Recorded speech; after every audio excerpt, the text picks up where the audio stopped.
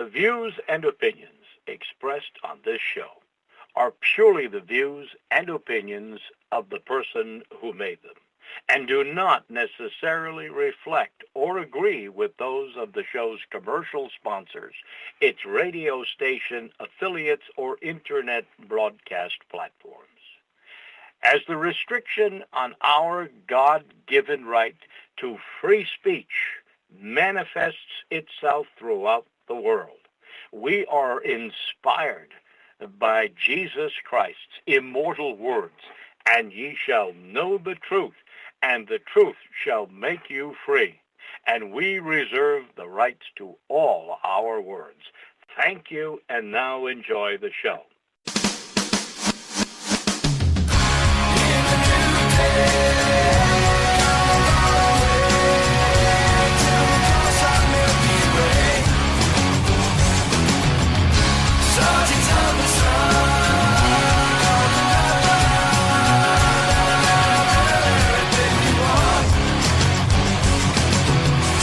To learn who rules over you, simply find out who you are not allowed to criticise. You are listening to ACH. I'm Andy, your host.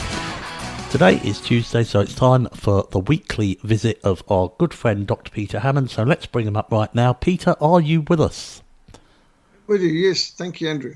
Thank you, Peter. It is 10 a.m. this Tuesday, February the 18th, 2025, here in London, making it midday in Cape Town, South Africa, where Peter is joining us from. The title of today's presentation is The Real Story of the Immigration Invasion and Demographic Time Bomb That Threatens Western Civilization. So, Peter, where would you like to start us off with this very topical, timely topic today?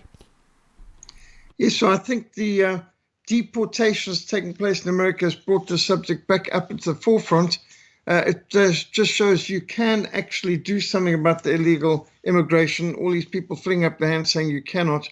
But first of all, there's a scripture verse that I think very few pulpits ever preach. Exodus chapter 23, verse 33. Exodus 23:33. They shall not dwell in your land, lest they make you sin against me. For if you serve their gods, it will surely be a snare to you. Now, I grew up in a beautiful country, Rhodesia, and snares were one of the hideous things we would sometimes be mobilized to destroy, because snares are absolutely ghastly. Animals have been known to eat their way through their own leg to try and get free of a snare. These horrible wires that bite into their, not only their fur and their flesh, but into their bones even, and to try and get out of a snare. Animals have been known to try and literally bite off their limb. And it's a horrible thing, a snare. You don't want to be caught in a snare. And so the scripture's warning us that if you let the foreigners come in and take over your land, they could have you to serve their gods. It could affect your religion, your faithfulness to the Lord, and it could be a snare to you. And we read a lot of the Old Testament warns us how that very thing became a snare to many. Even the wisest man in the world, Solomon, he was obviously wiser in his mind than he was in his choices and actions. Solomon got into marrying foreign wives, and they became a snare to him and corrupted the whole of Israel in the end. Now, globalists have used wars and economic depressions and recessions and population control to undermine Western civilization and to try and bring about their new world disorder. And the Islamic invasion I called a Trojan horse. This mass migration into Europe, especially what got launched from the Arab Spring. I think in 2012, the Arab Spring was funded by USAID, by the State Department, by the CIA, who roughly all worked together anyway. And they toppled stable governments in North Africa like Tunisia and Egypt and stimulated a mass human wave tsunami of immigration, of people fleeing the destabilization in North Africa, which the US had funded through the State Department. That's under Barack Hussein Obama and Hillary Clinton, and even the war in Syria, and that led to millions upon millions of people fleeing. Of course, you've got to also add the bombing and destabilizing of Libya, which came a bit before that. But the Arab Spring did catastrophic damage, not only to North Africa and the Middle East, but it did catastrophic damage to Europe, bringing in a an immigration invasion, which literally is a demographic time bomb that could threaten the future of Western civilization. And so you're seeing demographic engineering going on here. And to understand what's at stake in this Trojan horse, you need to consider the fate of Egypt, Byzantine, and Sudan. For many centuries, Egypt was the greatest economic, military superpower in the world. But in the 7th century, Egypt was conquered and colonized by Muslim Arabs from Saudi Arabia. Now, the language in Egypt today is Arabian, but Arabic is not the language of Egypt or anywhere in Africa. Arabic is a language from Saudi Arabia. And today, Egyptians are a minority in what used to be a Christian country. For 1,000 years, Egypt had a Christian majority. Even for a couple of hundred years after the Arabians had conquered and colonized Egypt, the Christians were still a majority of the population. Today, Egyptian Copts, because a Copt is an Egyptian Copt makes up barely 12% of the total population of what was, bear in mind, Egypt was the superpower. It was the economic, military, political superpower of the ancient world. And today, Egyptians are a minority in their own country and seriously oppressed and persecuted at that. And so you can see demographics is destiny. And if anyone doubts that London could become Londonistan, or that Europe could become Eurabia, or that America could become Ameristan, they haven't considered what multiculturalism and mass migration did for Egypt, what today we call Turkey, but which for well over a century was Christian Byzantine. It was part of Christendom. In fact, what today is called Istanbul was once Constantinople, which had the greatest Christian church in the world, St. Sophie, which today is turned into a mosque. And, people may find it hard to believe, but you've got to study history. For 1,000 years, Byzantium was the greatest economic, military, political superpower in the world. But on the 29th of May, in AD 1453, the greatest city in the world, Constantinople, fell to Muslim Turks who put the entire city to the sword, slaughtering tens of thousands of civilians, including 12,000 people in the greatest Christian church in the world at that time, the Hagia Sophia. And to think at one time, President Barack Hussein Obama walked around the Hagia Sophia praising this advanced Islamic architecture. It's not possible that anybody could have been that stupid and so ignorant as to think that this is Islamic architecture. St. Sophie was a great Christian Coptic church, a magnificent cathedral. But what he is also ignoring is the fact that it was the scene of one of the worst massacres in history. 12,000 men, women, and children, especially old people and women and children, were slaughtered, massacred inside St. Sophie on the 29th of May, 1453, as the Turks took over. But today, even the name has been changed. Constantinople is now called Istanbul. And what was once a vibrant Christian civilization and a political entity for over a millennium is today called Turkey. And Christians are a very small, minuscule, persecuted minority in Turkey. Turks are, by the way, the largest unreached people group in the world. From a Missiology point of view, the Turks are the largest group of people who are unreached. And to think that used to be such a vibrant Christian civilization that the 7 churches mentioned in Revelation, the letters to 7 churches, every one of those churches were in what today is called Turkey, what was at one time Asia Minor, and what for millennium was Byzantine, or the Eastern Roman Empire. And another example is how Christianity died out in northern Sudan. For 1,000 years, Christianity predominated in northern Sudan, what today is Islamic Sharia law Sudan. From the 6th century to the 15th century, Christianity was the official religion of 3 northern Christian kingdoms, Nubia, Alba, and Makuria, later Tawa.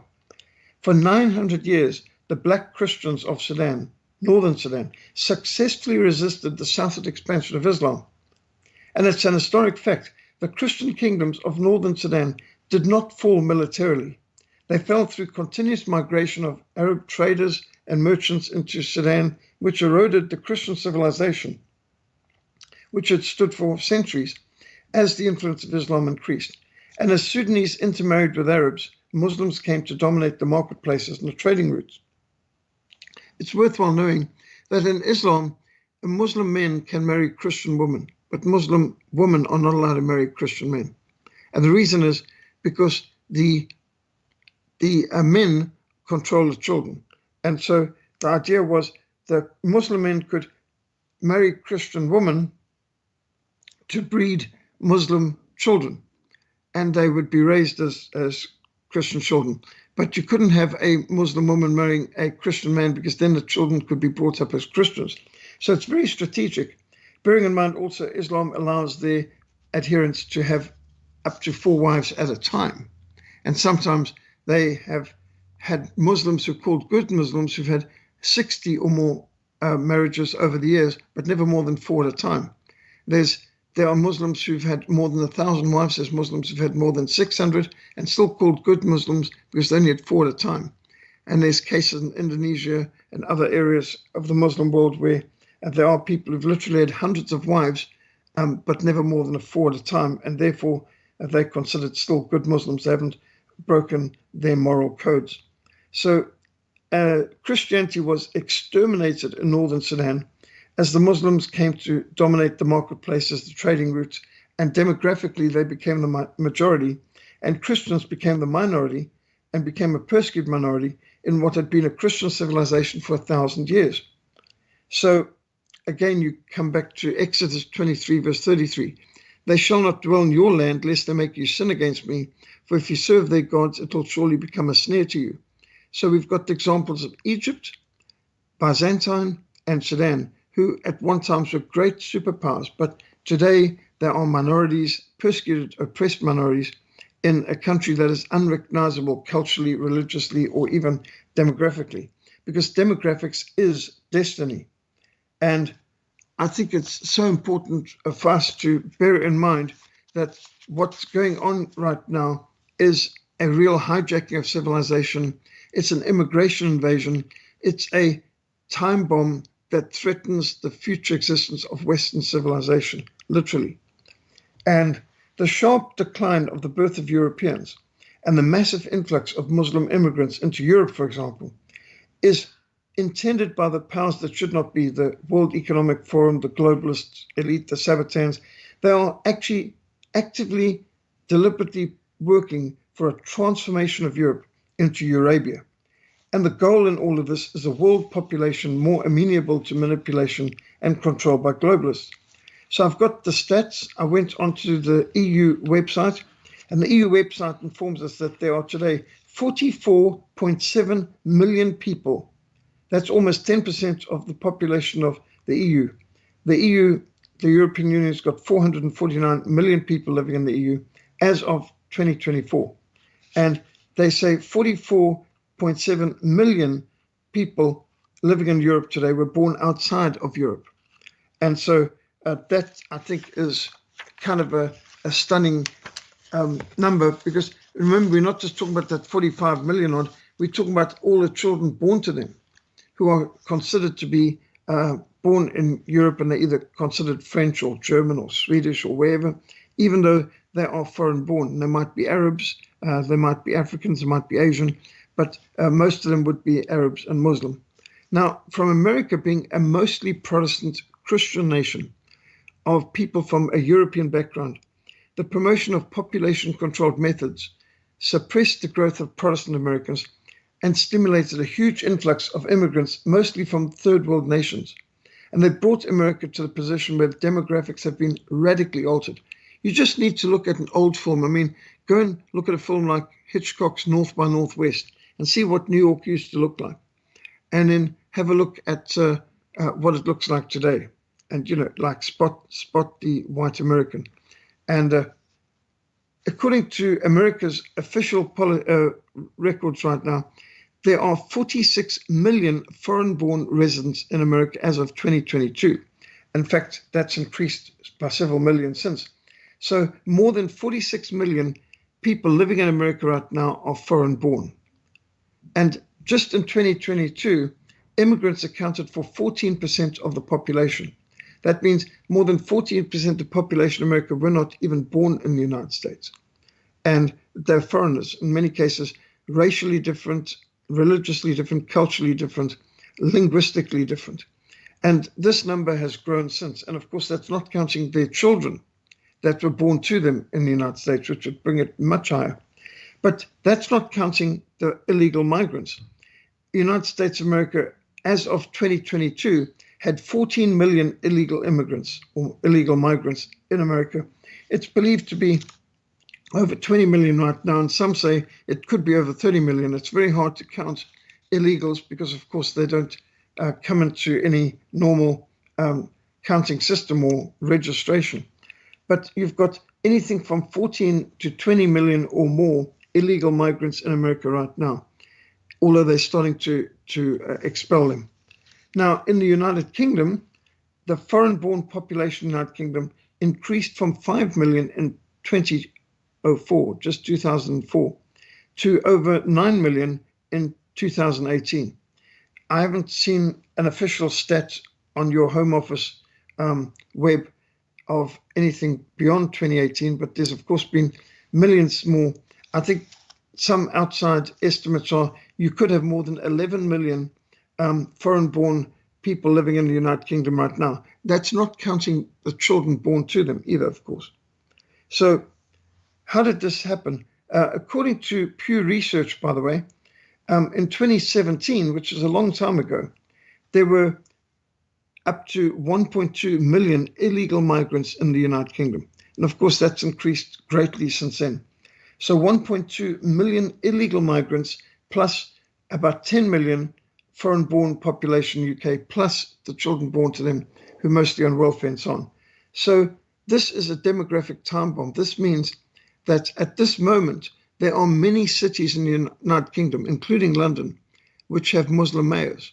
And there are many parts of the United Kingdom where the English people are becoming a minority, such as London. I believe in London itself, you've got more foreigners than you actually have English people, if you're just thinking linguistically, culturally, racially, ethnically, and so on. So it's a stunning situation. This is a massive, dramatic transformation of the countries. And if you consider how did this happen, well, the church has been neutralized and distracted. And the church has been distracted by false doctrines and heresies, which have been very vigorously promoted, including pacifism. Pacifism, the idea that you shouldn't fight. What do you think previous generations of Englishmen would think? What would people like Alfred the Great think of allowing millions of foreigners to come into England without resistance? He established the English Navy for the very reason of protecting the British Isles from Viking invasions. And he, of course, worked hard, fought many battles to win Vikings to Christ, to defeat them in battle, and then to have them converted to Christ, because he recognized that the Vikings were a threat to the future of England. And in fact, Angleland was being turned into Danelaw, and Alfred resisted it. What do you think Richard the Lionheart would think, who spent so long on crusades? I think he spent less than 4 months living in England in his more than 11 years that he was King of England, because he was busy in the Holy Land fighting against the Saracens, the Muslim jihadists. And what do you think Richard the Lionheart would think about bringing in Muslims by the millions into Great Britain? Absolutely staggering. I've also heard another statistic that more immigrants came into England in the last 12 months than in the 1,000 years from 1066 all the way through to recent years, like say from 1066 to 1945. More people come into England in a single year than came to England for something like 900 years. So that's a staggering statistic and thought. So how is this possible that the church stands by and not only does nothing, but actually aids this demographic time bomb, this absolute immigration invasion, this white genocide, which could easily lead to population replacement? And that's not a theory. Some people call that a conspiracy theory.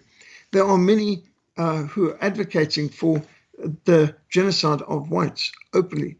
In fact, I've seen the big posters. I've got pictures of them in my presentations of protesters in California campaigning for immigration, for illegals coming into the country, against deporting foreign born people and illegal aliens. And amongst the different posters are, "Your grandchildren will be brown, LOL, laugh out loud." Another one was, "This Jew will replace you." And, these are people lifting up these posters. And you also saw in the same demonstrations, "Keep God out of California." Literally, keep God out of California. And if only Mary had had an abortion, we wouldn't have these problems today. I mean, the blasphemous hatred and hostility to Christianity evidenced by many of these people. Another one of the demonstration posts I saw of pictures from California was, "If Jesus comes back, crucify him again and cremate him so he cannot rise from dead." I mean, literally, can you imagine such idiotic, blasphemous, antichrist slogans? And yet that's the kind of hostility you're seeing right now. And the church is being distracted by an absolute obsession with rapture fever. Lord, rescue us out of our responsibilities here. Because see, antinomianism has gutted the church of the law of God. The Bible says the law of the Lord is perfect, converting the soul. But instead we've got defeatism, escapism, neutralizing many churches, worldly music, age-segregated services, youth groups which entertain rather than educate, have further undermined any Christian resistance to New World disorder. And discernment is at a very low ebb in the average Western church today. Sensationalism, materialism, idolatrous elevating of high-profile televangelists and faith healers have sidetracked many believers from fulfilling the Great Commission, making disciples of all nations, teaching obedience to all things the Lord has commanded. And most Christians barely notice that the secular humanists have hijacked their schools. And they continue to send their children to the Philistines to effectively indoctrinate them. So instead of schools that educate and teach children to think critically, they're effectively anti-Christian brainwashing gulags. And many theological seminaries have generally been infiltrated by liberal theologians. And those who hold on to theistic evolution, that you came from nothing, life is meaningless, you're going nowhere. A whole lot of time and a whole lot of nothing made everything. And there's many so-called Christians who now believe in evolution. The resulting undermining of biblical Christianity throughout many denominations is like a cancer working its way through what used to be a healthy body. And history testifies how God has blessed and used the Christian nations of Europe to bless all the families of the nations of the earth. The Protestant nations of Western Europe have a great Christian heritage. Despite violent opposition, Protestants emerged from the fires of persecution to change lives, to make history, to transform nations. And faithful believers contended for the faith. They preserved the Word of God. They translated the Word of God. They reformed the church, vigorously proclaiming the Word of God to all nations, despite being burned alive for the crime of translating the Bible into English. Christian civilization achieved the highest levels of productivity and innovation and scientific discoveries in history.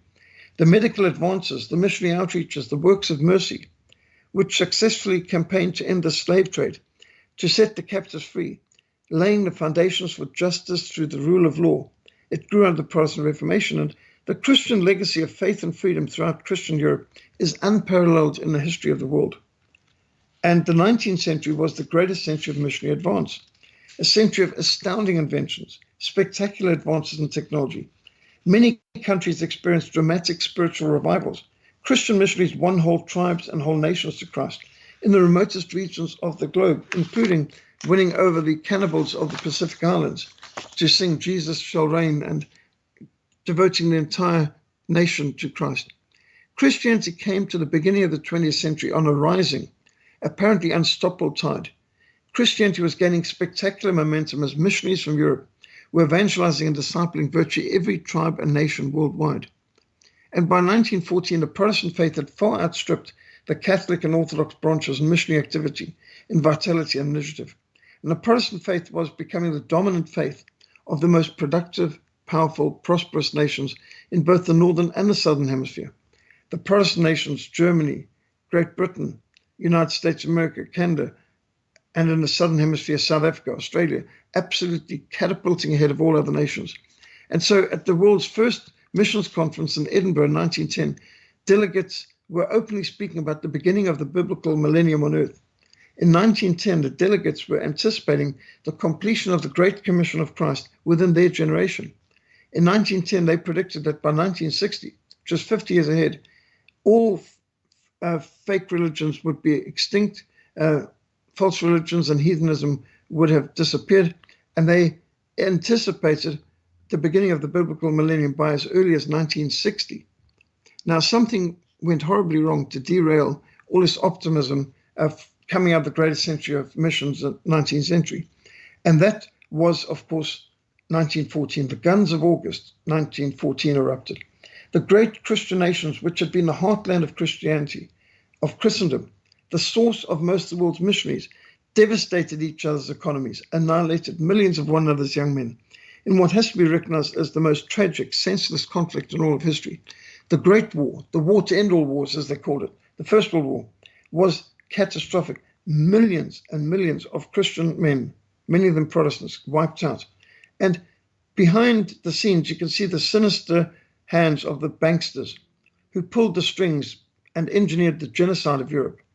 The banksters, I call them banksters because the mix between banker and gangster, the ones who owned many of the companies that made the machine guns, the bullets, the bombs, the shells, the artillery, that destroyed the cream of Europe.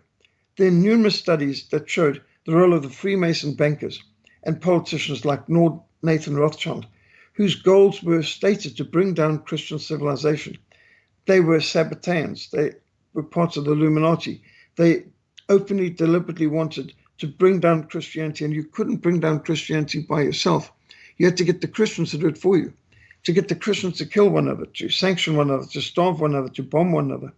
And so the greatest missionary sending countries on earth, Great Britain, the United States, and Germany, were the worst devastated as a result of this, and distracted and derailed by the First World War. Nothing could have stopped the positive onward march of Christianity worldwide, except that Christians were persuaded to kill one another so enthusiastically and so effectively in the First World War.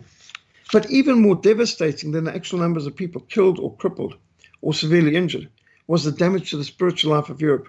The secularization of Europe, the breakdown of moral standards, coincided with a great resurgence of revolutionary fervor and Marxist communism, which filled the vacuum left by the collapse of the Russian Empire, the German Empire, and the Austrian Empire.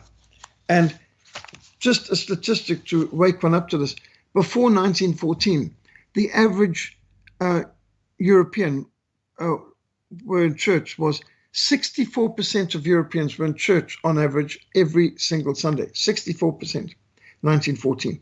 By 1938, before the Second World War, church attendance was something around 40% on average in Europe.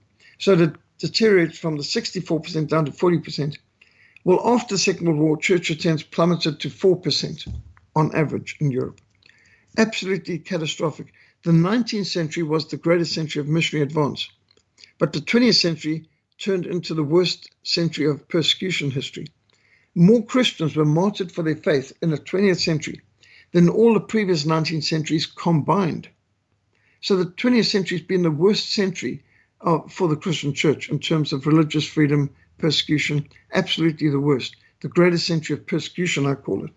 So looking back over the last 100 years, you can discern how secular humanists systematically hijacked Christian civilization. They targeted the main culture-shaping institutions for infiltration: education, entertainment, news media, religious institutions, and political institutions.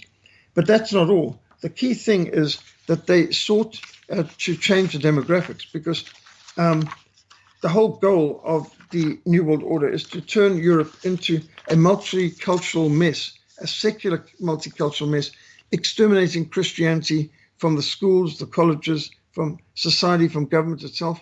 I believe that the British Parliament is considering a bill to end prayer. They've been having prayer and moments of silence at the beginning of Parliament for centuries now. And here there's a bill where members of Parliament are trying to get rid of prayer out of Parliament and moments of silence for meditation, believing that it's outdated and no longer relevant. Now, this is a very advanced stage of subversion of a society.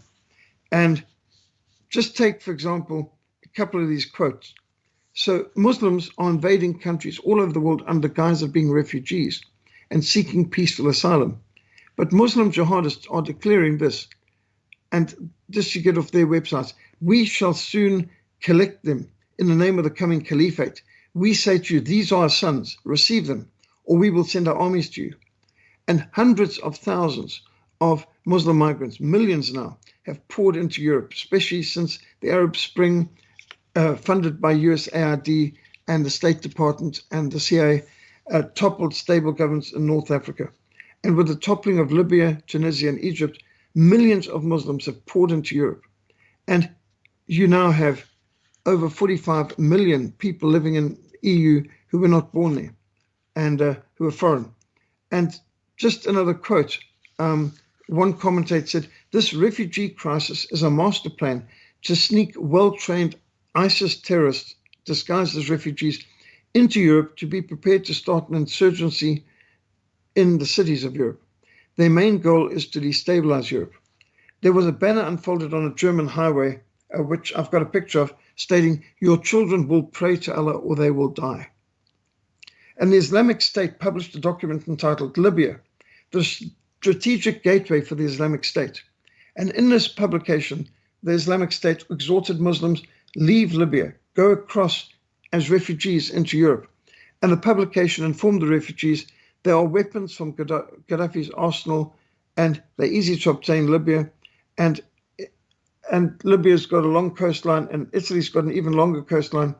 And you must look upon the southern Crusader states, which can easily be reached even by a rudimentary boat. Even a dinghy can reach Italy. And ISIS claimed they have already infiltrated 20,000 jihadists into Europe in just 1 year. And Saudi Arabia offered to help by building 200 mosques in Germany. Saudi Arabia didn't take a single refugee from the war in Syria, which they supported. But they weren't offering any food or shelter or medicine for the migrants, but they offered to build mosques in Germany, and the German government allowed them under Angela Merkel, who is a real traitor. What she did to damage Germany, she might be the worst chancellor in the history of Germany. And so Saudi Arabia, Qatar, Kuwait, Bahrain, United Arab Emirates, all close to Syria, were not willing to house a single Syrian refugee, but they funded them moving into Europe, and they funded mosques being built in Europe. So Zsolt Bayer, a politician in Hungary, declared in Budapest, there are all kinds of weapons, traditional weapons, chemical weapons, atomic weapons. But now we see there's also racial weapons. This is a weapon that they, the invisible hands, have employed against Europe. Why has everyone from all over the world all at once decided to start heading towards Europe? Why? Let us declare lively and level-headedly, this is an artificial, manufactured mass migration. And its goal is the final irreversible transformation of Europe and transformation of Europe's ethnic and religious composition. For this, they have already provided the necessary ideologies. The EU leaders in Brussels want to sell Europe from over our heads. They want to destroy our Europe. And this is not just something Hungarians are noticing. A senior imam, Sheikh Mohammed Ayeb, speaking at the Al-Aqsa Mosque in Jerusalem, declared, Muslims must use the migration crisis to breed with Europeans, to conquer their countries. We will breed children with them because we shall conquer their countries. We shall trample them underfoot, Allah willing. And Prime Minister Viktor Orban of Hungary declared, we are not facing a refugee crisis. We are facing a migration crisis. Let's not forget that those who are arriving have been raised in another religion. They represent a radically different culture. Most of them are not Christians, but Muslims. This is an important question because Europe and European identity is rooted in Christianity.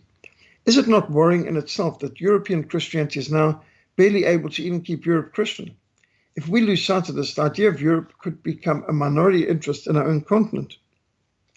And the Prime Minister of Slovakia, Robert Fico, observed, Slovakia is a Christian country. We cannot tolerate an influx of hundreds of thousands of Muslim migrants who would like to start building mosques in our land and trying to change our nature, our culture, and the values of our state. If we do not start telling the truth about migration, we will never move from this spot. Even the British author Peter Hitchens wrote, we will not save refugees by destroying our own country. Actually, we cannot do what we like with this country. We have inherited it from our parents and from our grandparents, and we have a duty to hand this country on to our children and grandchildren, preferably improved, certainly undamaged. We cannot just give the country away to complete strangers on an impulse because it makes us feel good about ourselves. Thanks to 1,000 years of uninvaded peace, we have developed astonishing levels of trust, safety, and freedom. I'm amazed at how relaxed we are about giving all this away. Mass immigration means we adapt to them when they should be adapting to us. So now, on the basis of an emotional spasm, dressed up as generosity, are we going to abandon our legacy and decline our obligation to pass on our country like the enfeebled, wastrel heirs of an ancient inheritance, letting the great house and estate go to ruin?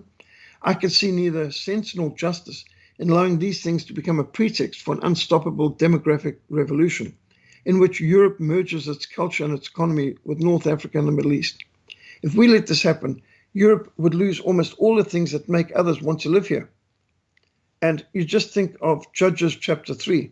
The word of God states in Judges chapter 3, verse 1, these are the nations that the Lord left to test those Israelites who had not experienced any of the wars in Canaan. He did this only to teach warfare to the descendants of the Israelites who had not had previous battlefield experience. They were left to test the Israelites to see if they would obey the Lord's commands.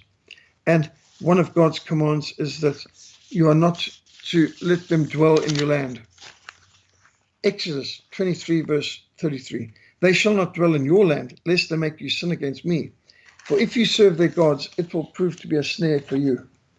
And so we are facing a demographic time bomb disaster. Europe is actually in danger of falling to Islam. This is an urgent and serious need. We need a new reformation, a new back to the Bible reformation. We need a fresh spiritual revival. Only Christianity, and by that I mean true biblical Christianity, only Christianity can defeat radical Islam. Secular humanism and hedonism are no match for radical Islam. They cannot even understand it. By rejecting Christianity, Europe is committing spiritual suicide. By embracing secular humanism and welcoming Islamic immigration, Europe is committing a cultural, economic suicide. By intermarrying with Muslims, by building mosques and madrasas throughout the continent, Europe is betraying future generations to bondage. By rejecting God's law, Europe may soon fall under Islamic Sharia law.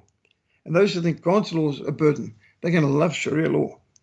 Those who forget the lessons of history are doomed to repeat its failures. Guilt manipulation, gaslighting, Stockholm syndrome, indoctrination have neutralized Europe. We need to rediscover our history. Karl Marx declared the first battlefield is the rewriting of history. And Alexander Solzhenitsyn declared of Russia in 1917, we forgot God. The Bolshevik Revolution occurred because Russians had forgotten God. And so we read in Judges chapter 2, verse 10, another generation grew up who knew neither the Lord nor what he had done. They provoked the Lord to anger. And I must say, I am horrified and shocked at what I see in Europe. When I visited London last year and met you, I couldn't believe what I saw in London. What obviously is a great capital of a great civilization now has people who look like absolute barbarians, savages, cannibals running around. You know, the tattoos, the body piercing, these people walk around half naked with full arm tattoos, with women with tattoos all over their legs, their arms, even their necks and their faces. It must have looked something like that when the missionaries went to the Pacific Islands and saw the cannibals all over these islands who were eating their neighbors with tattoos all over their bodies. What on earth has gone on to civilization that we've got a bunch of tribal savages now littering even something like Trafalgar Square, where everywhere you look, you see people who are in more states of undress than actually dressed, where they're literally half naked and walking around with their bodies more covered by tattoos than actual clothes. The savagery that you can see in Europe, which you can add to the paganism of a lot of the music, the so-called music, the noise masquerading as music, the art, the abortion culture, the LGBTQ movement, the CRT, all of that. By paganizing her population, Europe has perverted her society. And by importing millions of migrants, Europe is committing demographic suicide. And I think this has been brought to the forefront now that the United States has a government that's now exposing the crimes that many of these migrants have committed. Millions of migrants allowed into the United States of America over the years, but the most just in the last 4 years of the Biden-Harris administration, where they had effectively an open border. And each of these migrants, we learn, cost something in the region of $160,000 a year. And so they don't just perform crimes. And there's people who were murdered, raped, abused, beaten senseless. There's huge amounts of the human trafficking that's going on as a result of the open border, massive amounts of evil things taking place. And it's costing a lot to deport them. But as the border czar has said, it's worth it because they cost more if they stay. They become a burden on the welfare system. They continue to use all kinds of benefits that would have gone to citizens of America, but they've got so many municipalities that are undermining the whole situation because they call themselves sanctuary cities, and there's churches involved in encouraging illegal migrants who are by definition criminals. Now there's of course two extremes we need to guard against. There are those who refuse to see the crisis and say there's no problem, sort of like the proverbial ostrich putting their head in the sand. And then there's those who panic and say there's no hope. Now both of these extremes are false. We must recognize the problems, honestly, soberly. Man is depraved. Our nation's on rebellion to God and rebellion to his word. And you sow, what you sow, you reap. Sin inevitably reaps tremendous trouble. But we must also recognize God is sovereign, God is almighty. There is power in prayer, and the gospel is the power of God for the salvation of all who believes. So no Christian can say there's no hope. Neither should we say there's no problem. No problem and no hope represent two extremes which we must reject. We need to wake up to this urgent, serious crisis. Most churches are asleep or actually in apostasy, and the world is literally rushing on its way to hell. And there are others who are trying to turn their own countries into hell. And our prayer meetings are sparsely attended, and are often lacking in fire and fervor. Most evangelical churches are engaging in little or no evangelism. If it would at least be just evangelizing the immigrants coming into our countries, that could do some good. But the churches aren't even evangelizing them. If anything, we're letting them evangelize us into their false religions or cults or sects or lifestyles. And missionary vision is very weak. Much of what is done in the name of missions has little to do with fulfilling the Great Commission of our Lord Jesus. We need to make disciples and teach obedience to all things the Lord has commanded. We need to understand Islam. We need to evangelize Muslims. And we need to resist Islamization and multiculturalism. We need to work for biblical reformation and spiritual revival in our countries. So I see we're in a real serious problem. Civilization is being hijacked. And for our listeners who don't seem to understand what's involved here, I'm reminded of this every single day.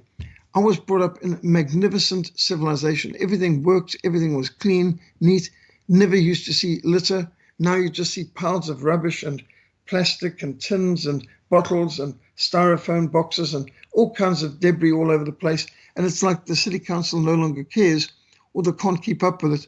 When I was born, Cape Town had a population of about 200,000. Today, we've got more than 4.5 million living in Cape Town. I'm one of the minority of Cape Townians who was born in my city. And everywhere I see the destruction of the civilization we built up. And of course, if I go back to Rhodesia, where I was born, you can see even worse, where they have literally devastated the game reserves, where the government, the communist government that we were betrayed to, as Ian Smith well said, we were never beaten by our enemies. We were betrayed by our friends. And by our friends, he's referring to the British government, the British State Department, the British Foreign Office, the American State Department, who betrayed Rhodesia, who had been an ally of Britain and America in the First and Second World War, in the Korean War, in the Malayan conflict. But we were betrayed into the hands of Marxist thugs who have not only massacred vast amounts of the people in the country, but they have actually gone and taken helicopter gunships and jet planes to machine gun up herds of elephant to harvest ivory and rhino horn to send to the allies in Red China and Vietnam. Absolutely disgusting destruction of God's creation. And we see this devastation everywhere in the schools where they are pumping out racist hatred, Marxist garbage, evolutionism, situation ethics, promoting every kind of perversion imaginable. And this kind of thing is taking place. We are now a minority in our own country. When I was born, white South Africans or Afrikaners were 1/3 of the population of South Africa. Today, we are not even 8%. And to give you another statistic, at the world's first missions conference in 1910, there were Christians were 32%, Western Europeans and Europeans were 32% of the population of the world. Today, Europeans are less than 8% of the population in the world. So my country, South Africa, is something of a, should we say, guinea pig or a model and a warning to the rest of the world. We also have gone from where we were a third of the population to where we are a minority in our own country. Now we're only 8% in our country, and the government has 140 different laws, race-based laws, discriminating against white people. And my sons are discriminated against because they're too male and too pale, to quote the favorite comment out there. And so there's an anti-white racist hatred. There's a genocide where we've actually got a political party led by a leader, Julius Malema, who leads this economic freedom fighters wearing red T-shirts, red berets, chanting whole stadiums of tens of thousands of people chanting, kill, kill, shoot to kill the Boer, kill the farmer. And they chant and sing like a zombie dance. And it's absolutely chilling to see this kind of genocidal race hatred continually lifted up by many of them. The daughters of Barack Hussein Obama were quoted saying, "We look forward to when there's no more white people left on earth." And there are people working for that. And they're doing it by sterilization, promoting gender-affirming care, transgender surgeries where you can castrate the males, mastectomies for the girls, effectively sterilize people with genital mutilations, which are now called gender-affirming care. There's nothing care about transgender surgeries. I'm glad that they're banning it in America right now because it's absolutely wicked. And you think of these poor kids who cannot legally smoke cigarettes or get alcohol, but they can legally abort their babies or decide on transgender mutilations in order to sterilize them effectively. So you can see there's been a tremendous move to produce less Europeans. My own sister-in-law living in Austria was chided on the streets and rebuked by neighbors for having 3 children. My own wife was chided when she went back to her home country in Salzburg, being rebuked for having 4 children. Like, don't you know about family planning? What's the matter with you? And here you've got Europeans literally looking at children as a problem. And so there was a time, like before the Anglo-Boer War, the average Afrikaner woman had 12 children. And President Paul Kruger's wife had 17 children. But of course, we had something in the region of 30-odd thousand Boer women and children died in the British concentration camps during the Anglo-Boer War as part of what Stephen Mitford Goodson called the genocide of the Boers, which was funded and promoted by the Rothschilds and their goal of we've got to get control of the diamonds and the gold under the feet of the Boers' farms. And so the bringing down of the population, if we hadn't had so many women and children wiped out in these concentration camps during the Anglo-Boer War, today the Afrikaners would be the biggest tribe in South Africa. There'd be more Afrikaners than there are Zulus or Xhosa right now. We'd be the largest tribe. And yet, because of that deliberate bringing down of our population in South Africa at a key time, when the average woman in South Africa was having literally 12 to 14 children each, you can imagine now Europe, how many children did your great-grandparents have?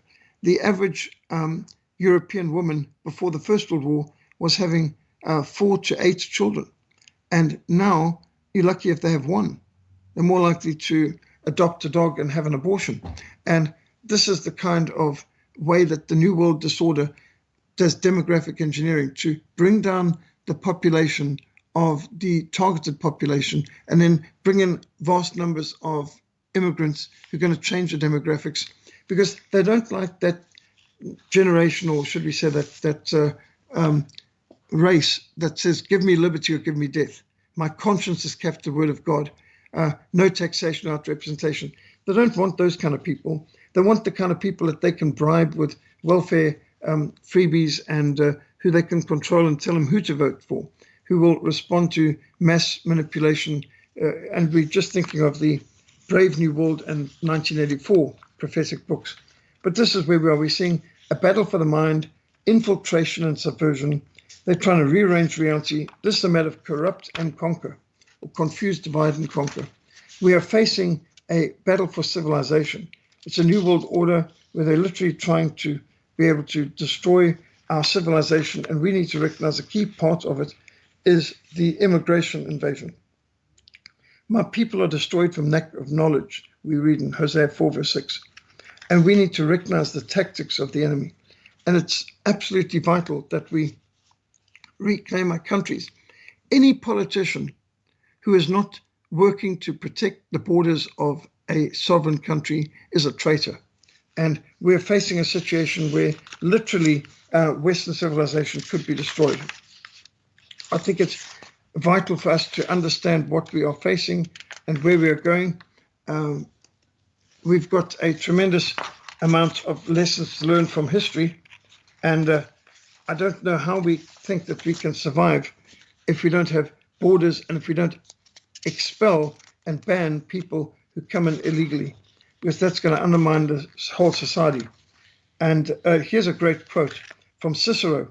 42 BC, the Roman leader Cicero stated, "A nation can survive its fools, even the ambitious, but it cannot survive treason from within.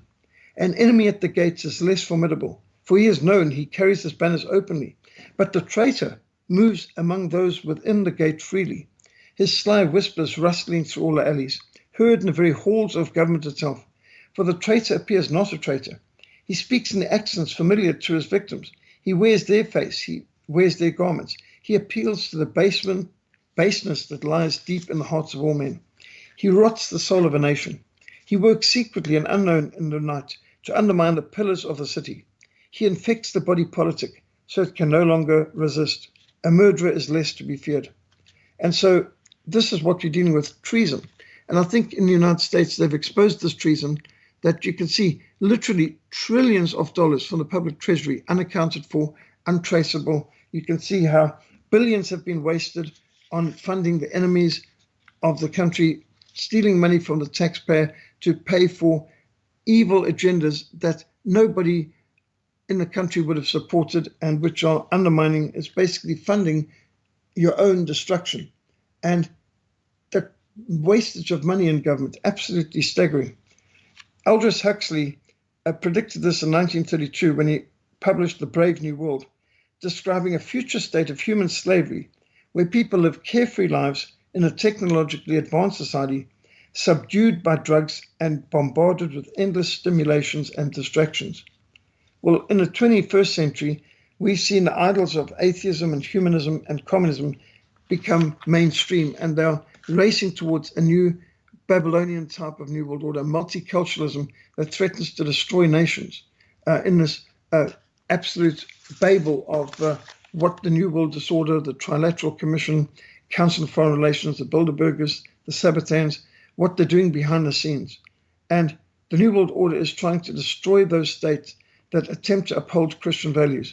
And this explains the extraordinary international campaigns that I witnessed against my homeland of Rhodesia and South Africa in the 60s, 70s, 80s, that all the world systems, whether you're talking about the Olympics, every single thing, international soccer, international rugby, they sanctioned South Africa and Rhodesia. We were fighting for our lives against communist terrorism, and yet our allies betrayed us. We were never beaten by our enemies. We were betrayed through our friends. And now we see our magnificent civilization and orderly society that we built up eroded and rotted from within. Corruption, stealing our resources, destroying monuments, destroying street names, destroying the names of towns, destroying the heritage and history of the past. And we are now a minority in our own country, and we've got to fight hard just to survive. And this is what lies ahead for the people of England and France, Germany and America if they don't learn to reclaim their heritage, study your history, know what you stand for, know your heritage. And then you've got to drive out the illegal immigrants who are swamping your land.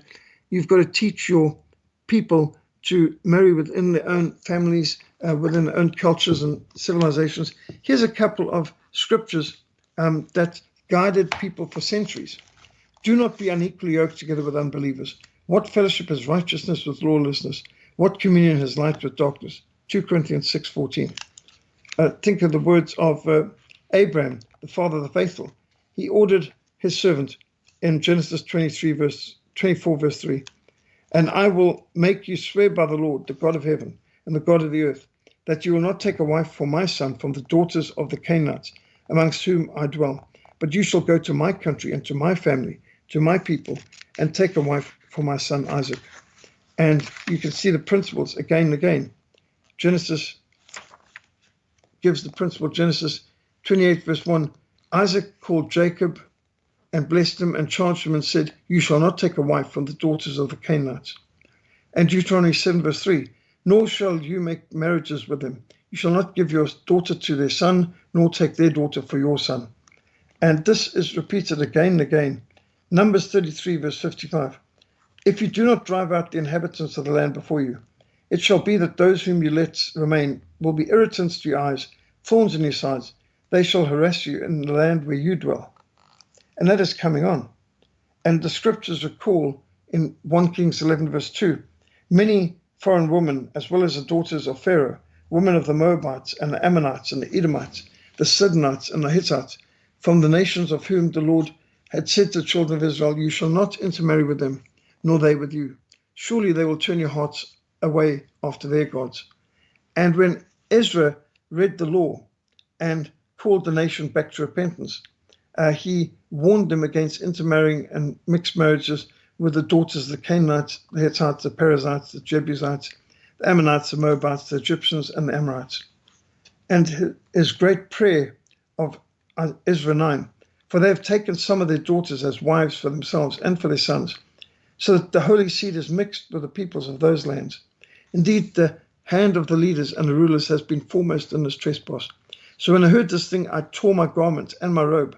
I plucked out some of the hair on my head and beard. I sat down astonished. Then everyone who trembled at the words of the God of Israel assembled with me. Because of the transgression of those who had been carried away captive, I sat astonished until the evening sacrifice. At the evening sacrifice, I arose from my fasting. Having torn my garment and my robe, I fell on my knees and I spread out my hands before Almighty God. And I said, O Lord my God, I am too ashamed and humiliated to lift my face to you. My God, our iniquities have risen higher than our heads. Our guilt has grown up to the heavens. Therefore do not give your daughters as wives for their sons, nor take their daughters to your sons, that you may be strong and eat the good of the land and leave it as an inheritance to your children forever. And so Ezra describes intermarrying with the heathen nations around them as our great guilt, our iniquity, our abomination. That's all in Ezra 9. Nehemiah also warned against the very same things, saying how they've defiled the priesthood and the covenant, and Tia's commanded them to put away foreign wives. And the commandment, do not follow a crowd to do evil. Exodus 23 verse 2. Do not be deceived, said the Apostle Paul. Evil company corrupts good habits. That's 1 Corinthians 15:33. So again and again, you can see the emphasis on not to adulterate the nation, not to violate and introduce any spurious offspring into the family or the nation. And this is a commandment that's been ignored. I don't know that I've heard a sermon on not being unequally yoked for many, many, many years. And it is a weakness here that you can see so many Christians are either not having children or having children with people of other nations and thereby diluting or undermining the very existence of their nation. This is a demographic time bomb, and it could be absolutely catastrophic. And if people want to know what's the end game here, just look at Egypt, look at Sudan, look at Byzantium, which is today Turkey, and you can see how great Christian nations, superpowers of the past, are now minorities in their own country. So we need to be alert to the real story of the immigration invasion. It's a time bomb which threatens Western civilization. Back to you, Andrew. Thank you, Peter. I'm just going to mute you for the moment because, as we know, it takes a while for the feed to catch up. Otherwise, I'd get it coming back at me. I'll just throw in a quick comment. Now, you said about all the tattoos and that in London, and of course, it was a great pleasure to meet you there last year. And I, like you, had to make my way to where we met, and I saw something similar. But the interesting thing is, you talked about the various tribes that would carry on these sorts of practices, and one need to only look at, for example, these stories on that El Salvador jail hellhole that pop up in the Daily Mail very often. Recently, you can see the sort of tattoos these people have all over their faces and what have you. These are mainly on white people in the UK. And the other thing is, certainly what I've seen, and of course, there will be people who accuse us of racism. For those people, can you please let them know the congregation you have in Frontline Fellowship? Well, we certainly, our mission is interdenominational, interracial. We mainly are serving black people, Zulus, and people of many tribes, Chichewa, Bemba, Yao, nations across the Congo, Nigeria, Sudan. So I've worked throughout Africa. I've ministered in 38 countries, and obviously a lot of our work is for people of different tribes. But what I don't think people in America or Europe understand much is that the tribes in Africa are very much against inter-tribal marriage, not just interracial marriage. They condemn even marrying a person of another tribe. And I've heard a Zulu minister preaching from the pulpit that if you marry someone of another tribe, you don't respect your parents, your children won't be either the tribe or nation of the father or the mother, and the grandparents, you don't even look like them, and so on. And so even the tribes in Africa are speaking out against this miscegenation because they see it as a rejection of their nation, their tribe, not honoring their parents, and against God's design. God created the different nations of the world, and just like you wouldn't expect to see a cheetah and a leopard getting together, or a lion and a tiger, you shouldn't expect to have any interbreeding between different races of people. And then you get the people who say, but there is only one race, the human race. Well, they've got a problem there because the Bible speaks about every race and nation and tribe and language. So if the Bible recognizes it, who are we to discount it? And it's more a humanistic idea to say there's absolutely no difference between what can plainly be very visually different. And therefore, obviously, we are not racist. We are missionaries who are doing everything we can to serve the people of Africa of every tribe and language. And that's our mission and our background. But we're deeply distressed when we see a nation committing demographic suicide. Back to you, Andrew. Thank you, Peter. Yes, and also one can only look at the book of Genesis and you see that God created people, I believe, in Genesis chapter 1, but he didn't create Adam, who he called a living soul, until Genesis chapter 2. And then we see from the Strong's exhaustive concordance of the Bible, which you can find on Amazon, I have a copy. You look at the dictionary part of that, and Adam is defined as of ruddy face, which for me would make him white. And that would make it quite interesting why there seems to be this targeting of white nations to essentially breathe themselves out of existence in a variety of ways. That would indicate that there are some very evil people that are targeting the descendants of people that God called a living soul in the book of Genesis chapter 2, I believe. And what I'm going to do now, I'm going to play... Peter, can you hang on for about 5 more minutes? Certainly. Excellent. Okay, so I'm going to play a couple of videos. And what I've done here is I want to include them in the posts for the show so you can look at them. So I have gone into my own website and I've looked up some posts. And the first one I'm going to play you, I included in a Limey show with Malifka Scott, December the 3rd, 2023, that was called, Has Elon Musk tweeted the Barbara Lerner Spectre YouTube video yet? Thought not. And I have heard him complaining about immigration, but I've not heard him mention Barbara Lerner Spectre at all. Let's see if this link works. Oh. No, it's... hold on. No, that's my fault. I clicked the wrong thing. I clicked the show. I need to click here for the... Here we go. Fingers crossed, ladies and gentlemen. Oh, I think it's working. Oh, no, we've got a 6-minute ad at the start, so I don't think that's going to come up. I think that's going to be blocked, so I'm going to click that. And here we go. It's coming up now. Such. As we heard, there are people in Sweden who support Israel and have a deep sense of the injustice of the present situation. It's these people who give hope to those who still believe that things will get better here. One of them is Barbara Spectre, a former American who made Aliyah and then 10 years ago with the help of the government of Sweden, set up a non-denominational institute of Jewish learning with the Greek name of Paideia, here in Stockholm. She believes the current wave of anti-Semitism in Sweden will pass and that Jews have an important role to play in a country undergoing profound change. I think there's a resurgence of anti-Semitism because at this point in time, Europe has not yet learned how to be multicultural. And I think we're going to be part of the throes of that transformation, which must take place. Europe is not going to be the monolithic societies that they once were in the last century. Jews are going to be at the center of that. It's a huge transformation for Europe to make. They are now going into a multicultural mode, and Jews will be resented because of our leading role. But without that leading role and without that transformation, Europe will not survive. Okay, so that was the first one that I wanted to play you. And the second one that I'm going to play you is a speech in the European Parliament by Nick Griffin of the British National Party. So he was a European member of the European Parliament. I think they call them MEPs. Let's see if this one works, and I'll include this in the post for the show as well. Just coming up now.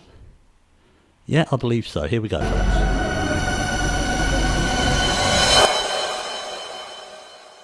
Godfather of the European Union, Richard Coudenhove-Kalergi, published the plan for a united Europe and the ethnocide of the peoples of Europe. The encouragement of mass non-white immigration was central to the plot. Since then, an unholy alliance of leftists, capitalists and Zionist supremacists has schemed to promote immigration and miscegenation with the deliberate aim of breeding us out of existence in our own homelands. As indigenous resistance to this human genetic modification industry grows, the criminal elite seeks new ways to camouflage their project. First, their immigrant pawns were temporary guest workers. Then it was a multiracial experiment. Then they were refugees.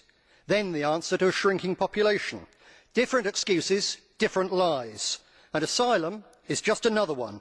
But the real aim stays the same. The biggest genocide in human history. The final solution of the Christian European problem. This crime demands a new set of Nuremberg trials, and you people will be in the dock. Mr. Griffin, there is a blue card for you from Mrs. Gomez, all right? Señora Gomez. Mr. President, I'm really ashamed of the racist and xenophobic terms that were used by Mr. Griffin, and my only question to him is if he's there to make any concrete suggestions and amendments to the legislation. Is your policy serious, or are you just shouting? And I hope you will not be re-elected if you seek re-election, because it's a shame for this Parliament, the kind of statements you have just made. Señor Griffin? Mr. Griffin.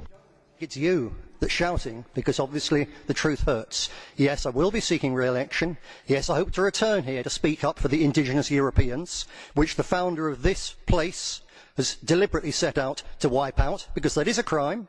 I'm telling the truth. I have a constructive suggestion to help those poor asylum seekers from Africa. Yes, make it clear they can't come here, so they don't try to cross the sea and drown in huge numbers. The best way for them is to get the banks off the backs of their countries so they can live in peace in their countries, and we Europeans can live in peace in ours. Thank you. Gracias, señor Griffin. Thank you, Mr. Griffin.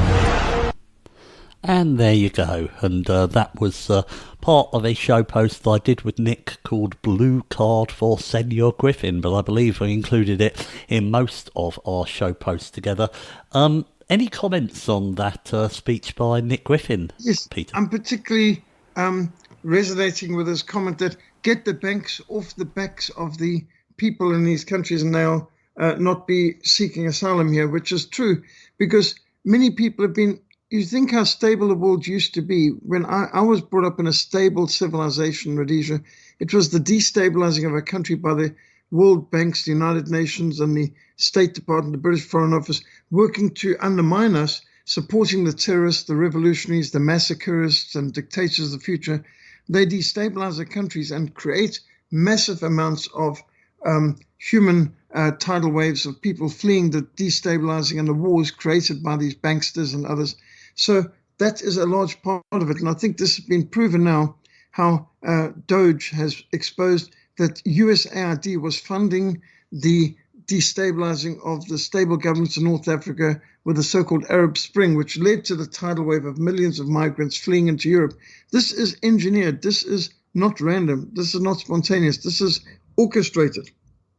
And it comes in coordination with the wars in Europe and the myths and endless propaganda about massive overpopulation and limited resources, and so that they could go from, well, we've now got too few people being born in Europe, we need to import migrants to enable us to cope and to keep our population and our economies going. Well, they were the ones who destabilized on this side and the other side. This did not happen accidentally. Most people would prefer to stay in their countries. And unfortunately, I'm surrounded by people in South Africa where their children and their grandchildren are all overseas, and they've got to travel to the four corners of the world to visit their children and grandchildren in Canada, in Australia, New Zealand, and so on. Well, they would have been all happy to stay here. I remember when everybody knew their family, the great-grandparents, they're all living in the same country. It was because our countries were destabilized by these banksters' wars that people are moving all over the planet. And this destabilizing is deliberate. And it's being exposed with the migrants have caused so much crime and disruption in America right now as they're being expelled.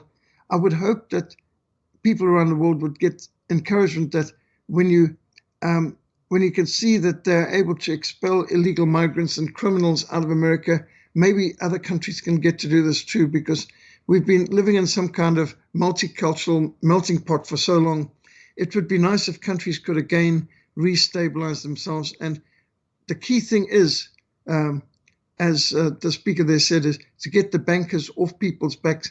There's a book out called Confessions of an Economic Hitman, where the man exposes how he was hired by USAID to get governments in Africa to take unrealistic, impossible loans that should make them basically slaves to the multinational, international companies and the banksters, and that this was part of his goal, was to go and destabilize third world countries by encouraging them to take unrealistic loans from the World Bank and so on. So there's a lot of truth here. And of course, Stephen Mitford Goodson exposed this quite well in his History of Central Banking and the Enslavement of Mankind. Back to you, Andrew. Thank you, Peter. And before we go, I just want to let people know how they can, the importance of supporting shows such as this. And primarily, because this is a show with Peter, I want you to look at the Give, Send, Go page that is included in the post for this show at achshow.com. And please, if you have the wherewithal to do it, send Peter a donation. I know that there's a lot of people that ask out there because they have been deplatformed, what have you. You really need to take an inventory of who you support and who you want to keep on the air. My solo show will probably be coming to an end. I thank the people who have supported it, but it's not enough of you for me to sustain it as a means to going on, so I'm going to have to find something else to do. But that being said, Peter, can you please let the audience know how they can contact you and where they can find your work? Yes, thank you. We really do need partners and supporters because we are struggling. You can see good causes don't get the funding of these kind of slush funds like USAID has been lavishing out to all the leftists out there. We depend on the widow's mite in many cases. So if you visit www.frontlinemissionsa.org, frontlinemissionsa.org, or email mission@frontline.org.za, or mission@frontline.org.za, I think Americans would say. Thank you so much, Andrew. Thank you so much, Peter. Fascinating information today, as always. Let's play the closing music. I want to thank all of you for joining us on a show entitled The Real Story of the Immigration Invasion and Demographic Time Bomb that Threatens Western Civilization. Peter and I'll be back with you next Tuesday. I'll be back with you all tomorrow. And until then, folks, thank you for listening. Have a wonderful day, and bye for now.